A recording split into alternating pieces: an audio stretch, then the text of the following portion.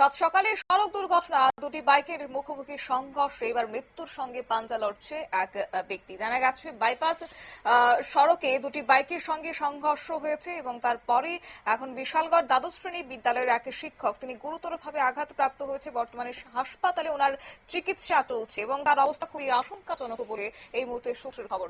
দমকল কর্মীর পক্ষ থেকে কি জানানো হয়েছে বিষয়ে শুনুন। এখানে দুই বাইকের সংঘর্ষ হয়েছে। তো এখানে আমরা দুজনকে পাইছি, দুজনে মিলে আমরা হসপিটালে নিয়েছি। কি নাম তাদের? একজন নাম হচ্ছে আপনার আশিস দেববর্মা 38, আর লোকেশ মজুমদার 25। অবস্থা কিরকম তাদের? অবস্থা একজন অবস্থা সিরিয়াস। দমকল কর্মীর বক্তব্য আপনারা শুনলেন এবং আহতরা হাসপাতালে চিকিৎসাধীন রয়েছে। তারই মধ্যে একজনের অবস্থা খুবই আশঙ্কাজনক। বিশালগড় দ্বাদশ শ্রেণী বিদ্যালয়ের শিক্ষক বলে জানা গেছে এবং বাইকের সংঘর্ষে দুজন চালক আহত হয়েছে বলেও খবর। নিয়ে ছোট্ট একটি বিজ্ঞাপন বিরতির সঙ্গে থাকুন।